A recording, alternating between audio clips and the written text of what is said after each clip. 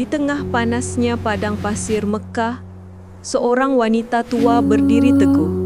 Namanya Sumayyah binti Khayyat. Wajahnya mungkin lemah, tapi hatinya sekeras batu iman. Saat kaum Quraisy mengganas, dia tidak gentar. Bila Abu Jahal menghunus tombaknya, dia tetap menyebut nama Allah. Tiada ketakutan yang mampu memadamkan cahaya keyakinannya.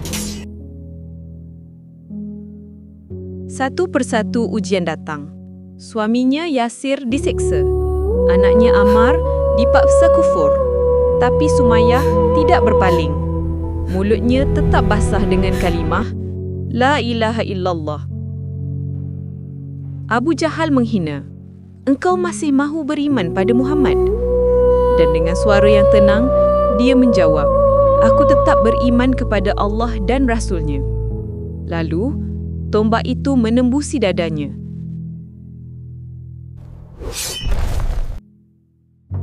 Tapi sebelum tubuhnya rebah ke pasir, hatinya sudah terbang tinggi ke syurga yang dijanjikan. Dia tidak mati sia-sia.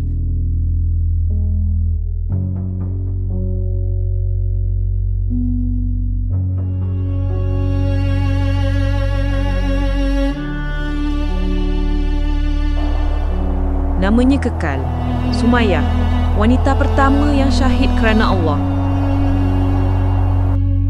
Dalam dunia yang semakin longgar pegangan, kisahnya mengingatkan kita iman itu bukan di lidah,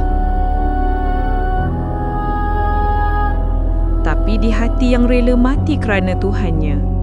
Semoga kita punya sedikit kekuatan Sumayyah walau sekadar menahan diri dari dosa kecil.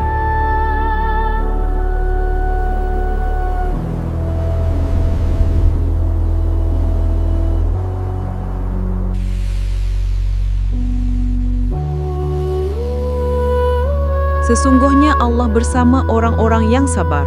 Al-Baqarah 153.